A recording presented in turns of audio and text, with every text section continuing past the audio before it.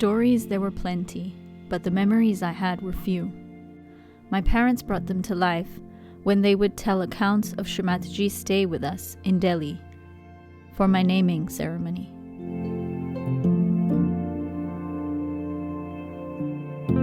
It wasn't until my 4th birthday that I started to remember.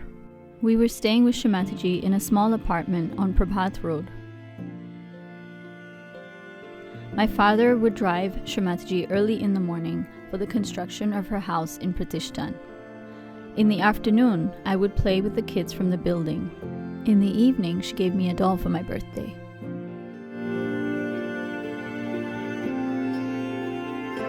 She made a long conversation with me, which I can't recall, but I felt a lot of joy coming from her. After a few months, Shri Mataji left for Australia, and my father admitted me to a preschool around the corner. When she returned, we moved to a 2-bedroom apartment on Karve Road in Pune.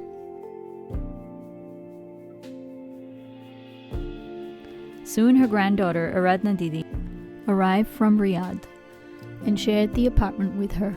Later in the year, a room was made ready in Pratishthan for Shri Mataji to reside in.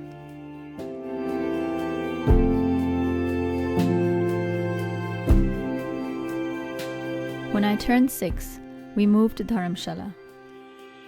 Some children were arriving from abroad, and Shri Mataji had directed my father to open a Sahaj school at our farmhouse.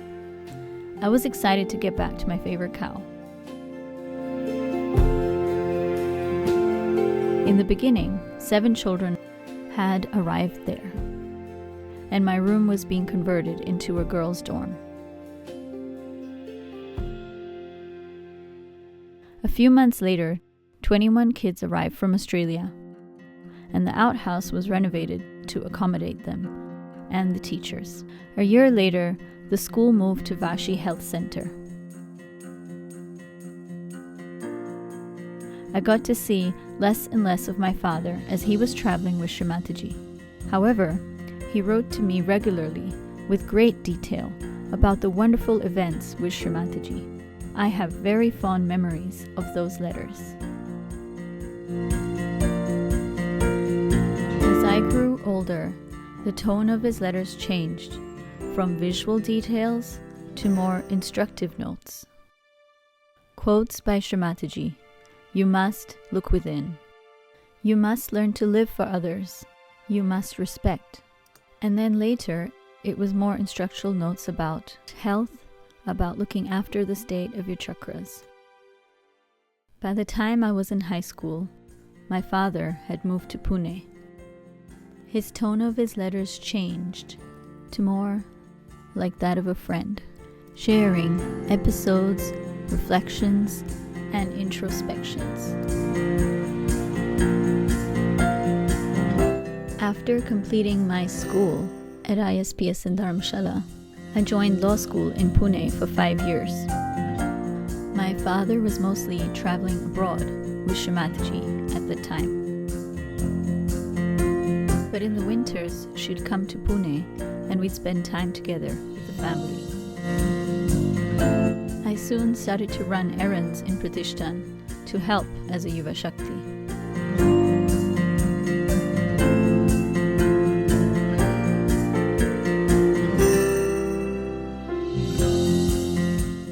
A year later, in my final year of college, I was married to Amit Pradhan and moved to America. My father continued to share his experiences with Shri Mataji through email. I was greatly inspired by his experiences and benefited a lot from them. I was encouraged to compile them into a book so that it could be shared with others. I do hope that these stories continue to touch the collective spirit for generations to come.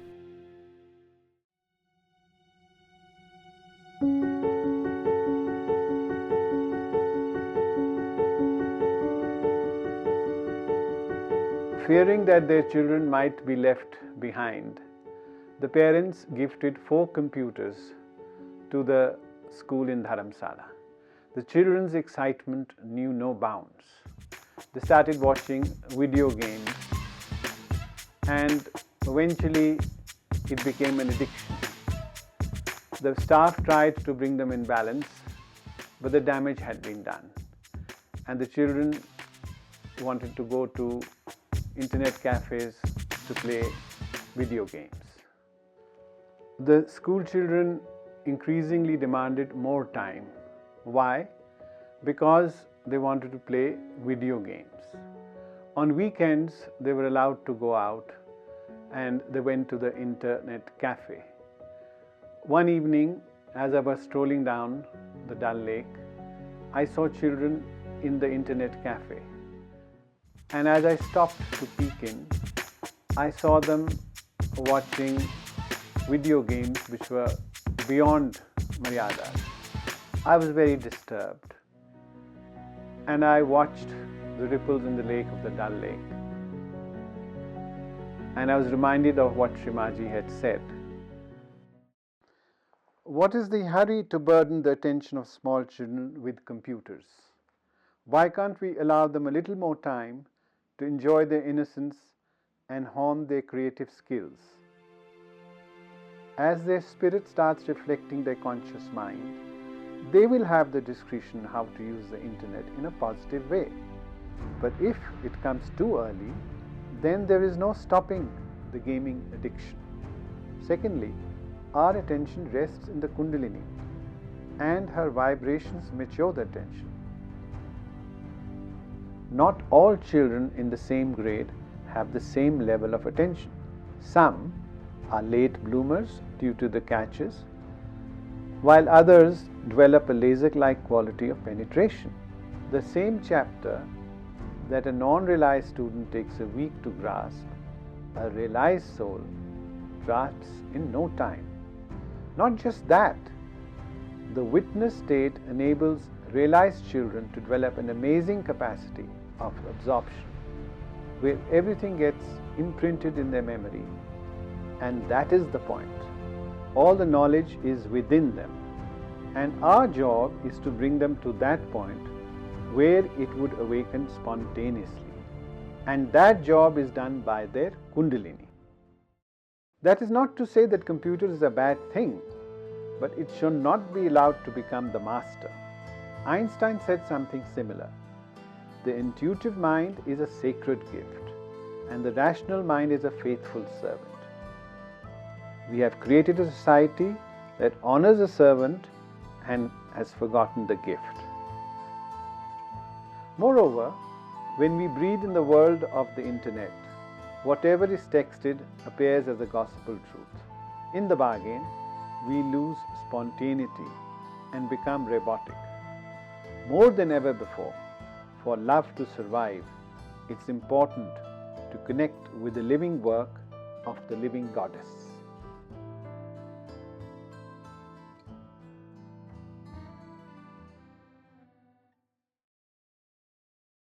Why do you want to talk about death when I have come to talk about eternal life? Sahaj School Dharamshala started in 1991. The guidelines given by Shri Mataji were duly compiled in a manual, Education Enlightened. She made it amply clear to spare the rod, and instead the staff should raise the vibrations for correcting the children.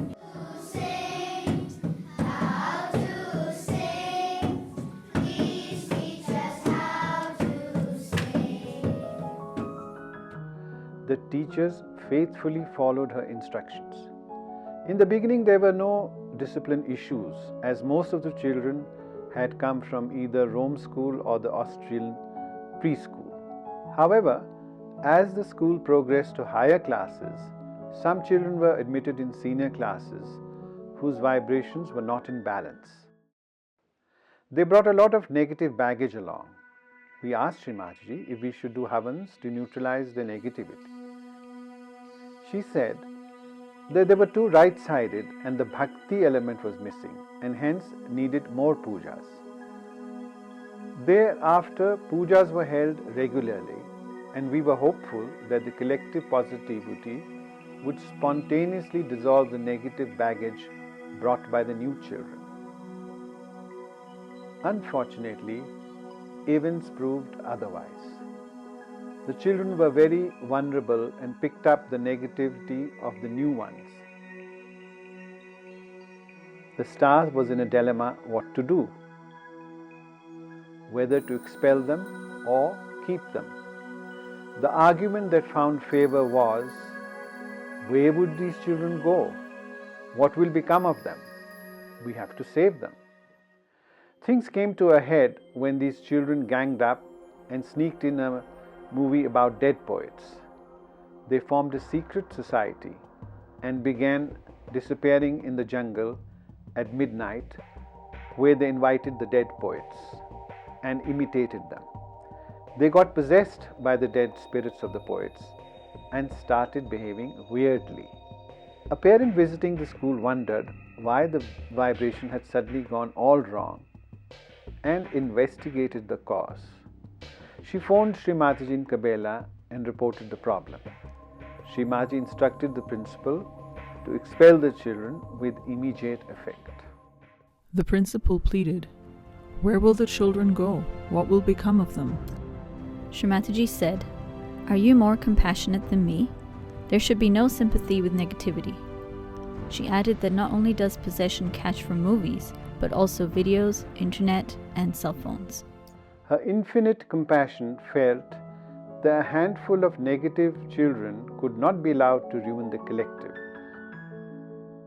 If a negative fish makes the tank dirty, then it should be removed. Furthermore, the school staff was not empowered to remove the possessions, and hence, in the collective interest of the children, it was best to shift them where the appropriate treatment could be given. It was not about punishing the possessed children. It was about removing their possession and bringing them back in balance. Shri Mataji is an ocean of love and never punished anyone. Her compassion was such that she did not rest till each child was saved. Not for a moment were the children outside her attention. She gave instructions to the parents how to remove their possessions and monitored the minutest details moment to moment till they were completely recovered. In hindsight, it's heartening to see all those possessed children wiser and happily settled. They are reaping the important lessons they learned. Today, they stand as solid pillars of the society and work relentlessly for the emancipation of humankind.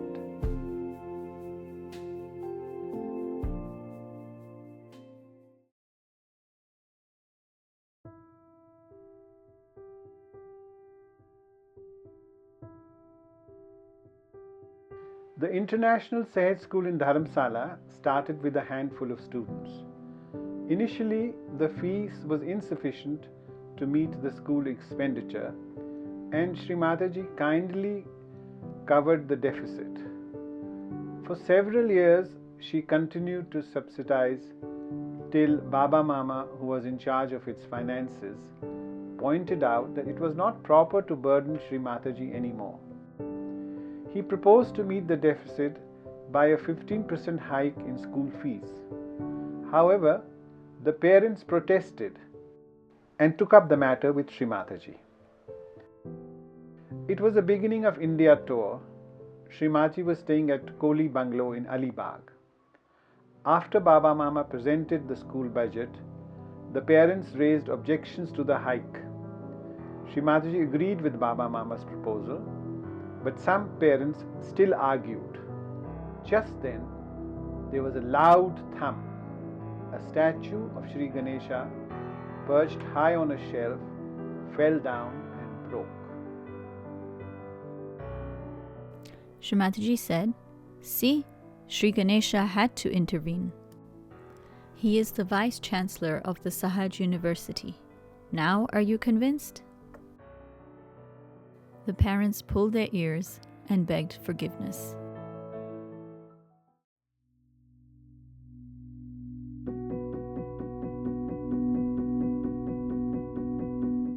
Shri Mataji instructed that realization should be given before her photo. Then the catches do not transfer from one to the other. Moreover, one does not absorb the catches of the seeker. Newcomers often question, is it necessary to put the photograph of Shri Mataji for meditation? They can find the answer themselves if they make a simple experiment. First, meditate without her photograph. Soon you will be distracted and your attention will start wandering. It will end up in a joyless exercise. What's the point meditating if the end result is joyless?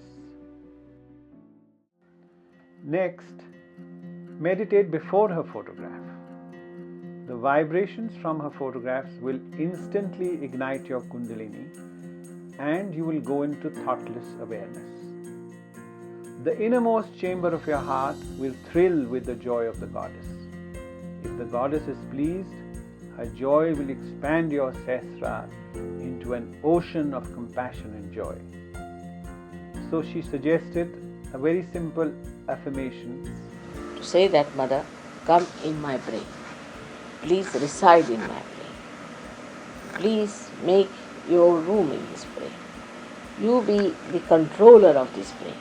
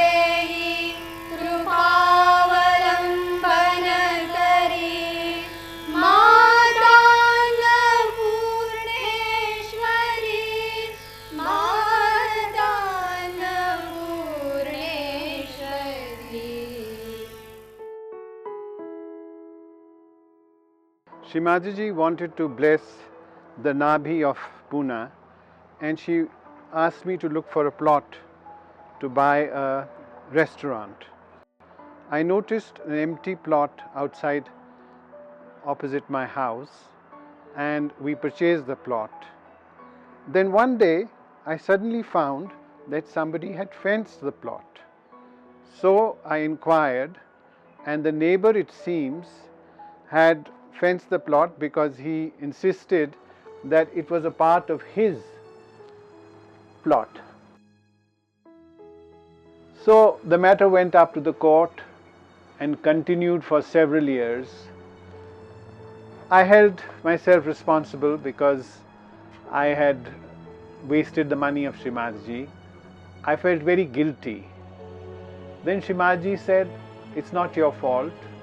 You did whatever was necessary and now you should leave it to Param Chaitanya. Then suddenly one day I was purchasing a car from a car dealer and the car dealer asked me if I knew of any plot. I showed him the plot and I explained him the legal problem. So he said that he would like to purchase the plot. I told him the market price.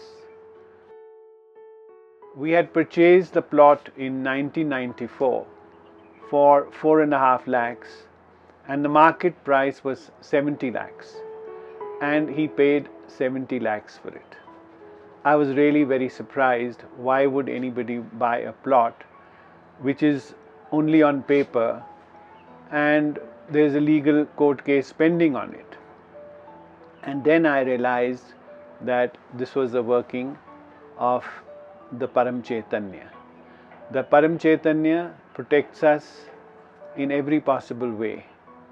And Shri Mataji was very pleased that because my intention was pure, the Param Chaitanya protected me. What else could it be but divine intervention? The experience gave me a new understanding of her divinity. I realized that the truth cannot be explained or analyzed because it is beyond the rational brain. Just accept truth as it is, and likewise, when things are not working out, not to question it. The truth plays hide and seek, but at the right time it suddenly pops out, and that is called Ritumbara Pragya. I learned to watch the beautiful play of Ritumbara Pragya and was no more worried. As the season ushered by Ritumbara Pragya followed their ordained order, likewise the truth presents itself when its season ripens. And that is what brings joy and beauty. That is how the various seasons created by nature make life so beautiful.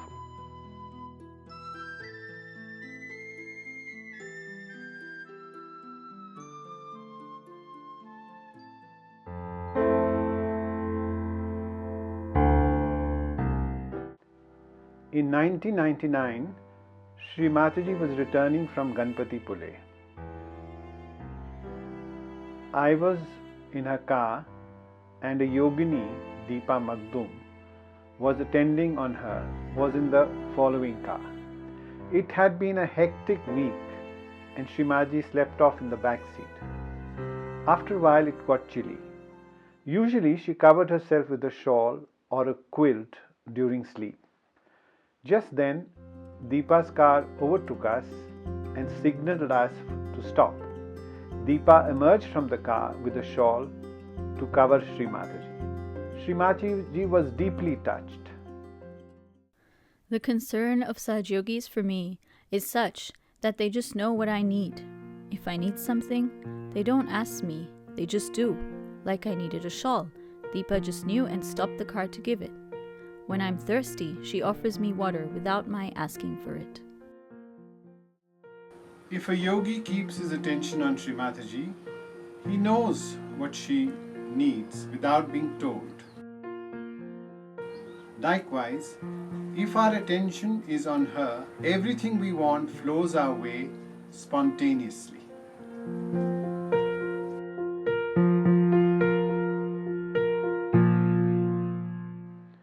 More recently, in 2016, 17 yogis from Benin returned to Bombay from Ganpati Pule. They had an ardent desire to visit the Mahasamadhi in Delhi, but being New Year's Eve, there were no train tickets available.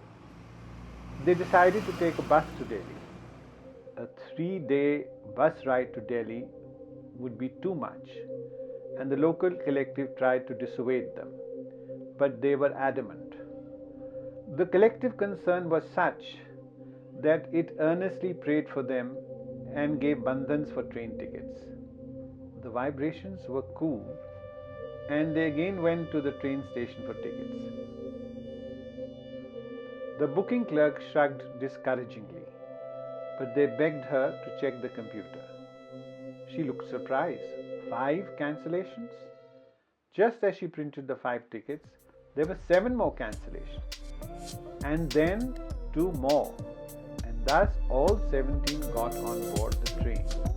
Of course, the concern of Param Chaitanya was such that it could not bear her children to suffer a tedious 3-day bus journey to pay homage to their Holy Mother. But it also showed something else. When the devotion is so deep, then the Param Chaitanya is impelled to bend before it. It reminded me of a Sufi couplet.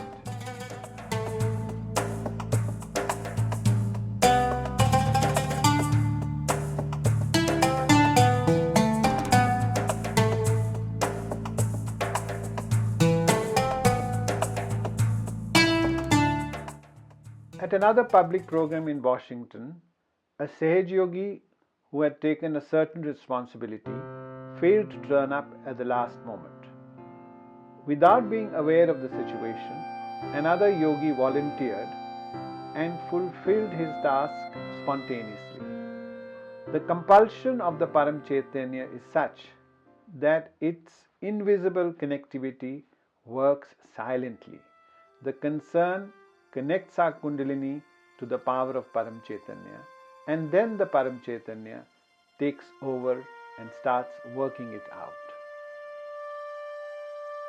The concern for others, the concern for public welfare, and more recently, the collective concern for Iraq Syrian refugees has resulted in altering the mind track of global leaders in the most amazing way. Their favorable response of taking in refugees defies their country's profiles. Param Chaitanya knows. It knows how to express its love. Not only that, but it's an eternal feeling of love, which may change its hue, color,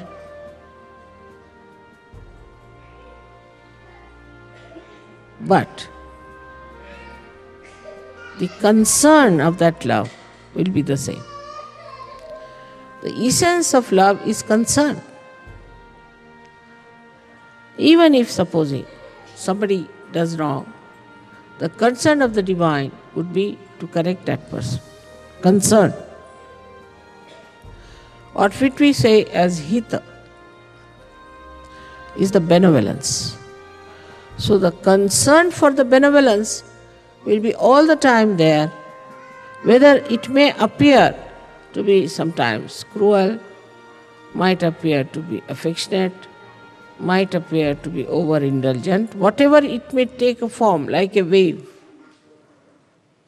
Whichever way it may look, but actually it's for your benevolence. It works for your benevolence. Not only your benevolence, but the collective benevolence. If you understand this point, then you'll never be disappointed in your life.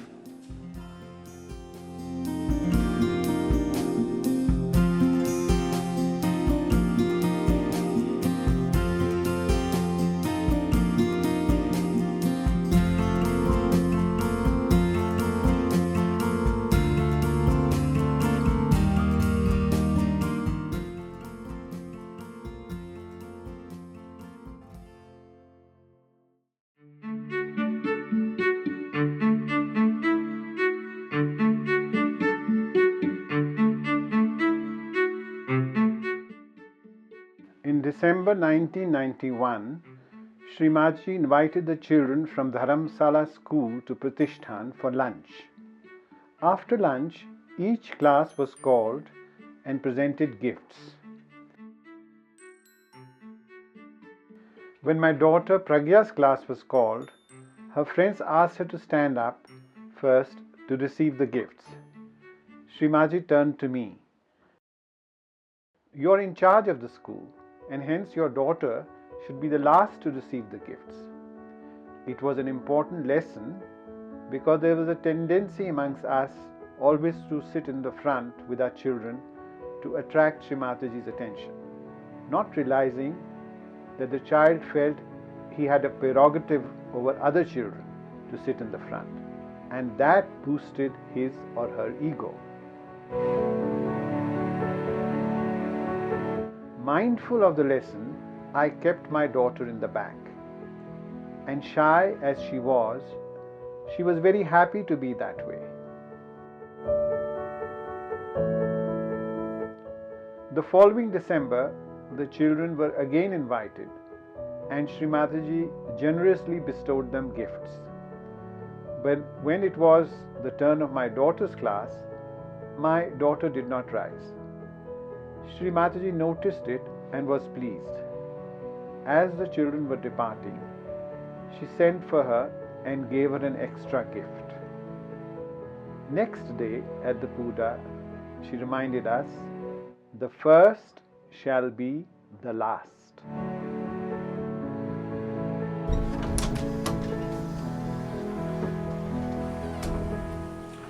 Following her instructions, all of us who were in the back row came in front, and those who were in the front row went to the back. Wait, do you not hear her say that those who have not seen her are stronger in faith? I was reminded of a yogini from Iran. She said, "I'm very envious of you because you spend so much time with Shri Mataji." I said, "I'm very envious of you that without seeing Shri Mataji, without meeting Shri Mataji, you have so much faith in her." Without meditation, you will be in meditation. Without being in my presence, you will be in my presence.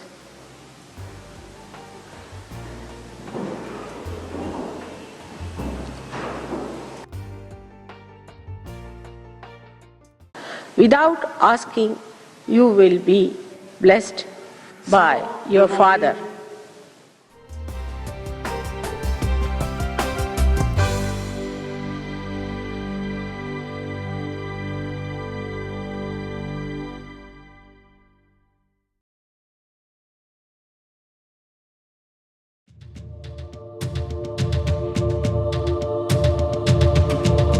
The collective withstood a harsh, stalwart yogi who constantly rebuked others about Sahaj protocols.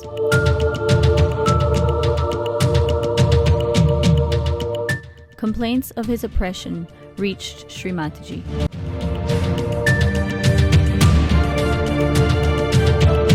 Shri Mataji assured, "Your spirit cannot be oppressed. No one can oppress you. You have a direct relationship with me."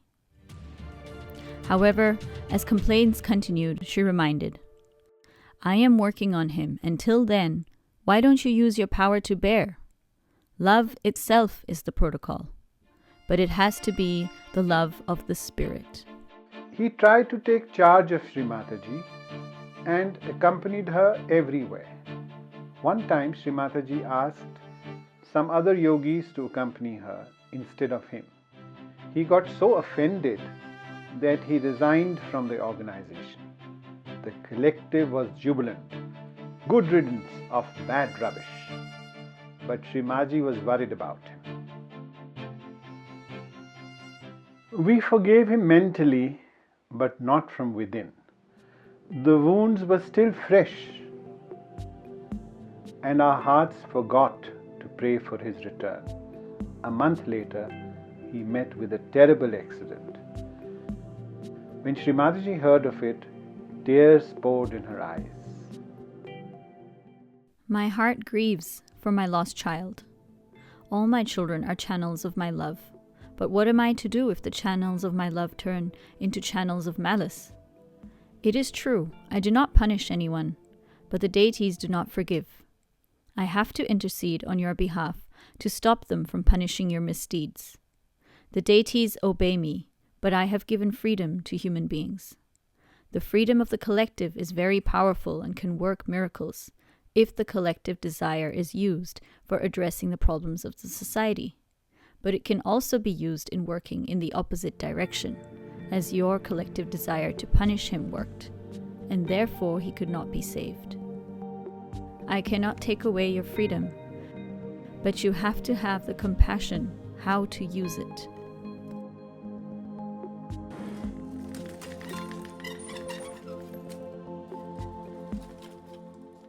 I introspected. If A is equal to B and B is equal to C, then A is equal to C. But rationality was not one of the tools in the list of the goddess.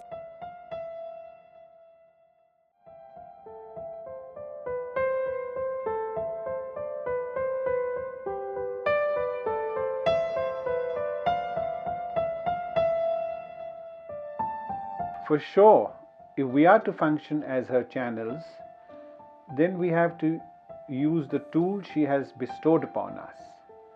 To fathom the brain of the Virata, there is no other route but to follow the principle of Mahat Ahankara and Mahat Mana. Hence, why allow our ego and superego to suppress the pure desire of our Kundalini? Wow, that's asking for a lot.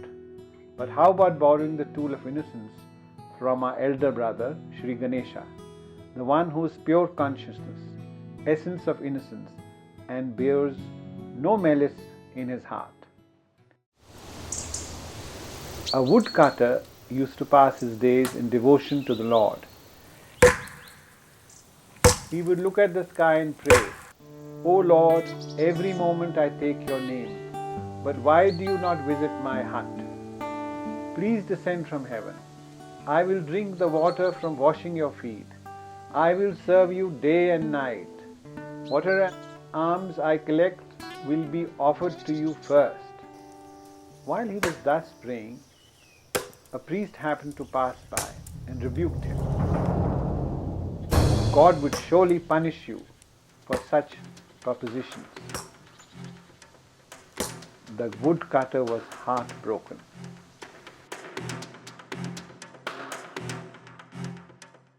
Suddenly an angel of God appeared and said, "O priest, what have you done? What have you done? You have estranged an innocent devotee from God. You were sent to unite human beings to God, but you have divided them." I bowed before the goddess and prayed in all humility, "Please protect us from priests. Please save Sahaj Yoga from becoming ritualistic. Please protect us from becoming fanatical. Thy will be done."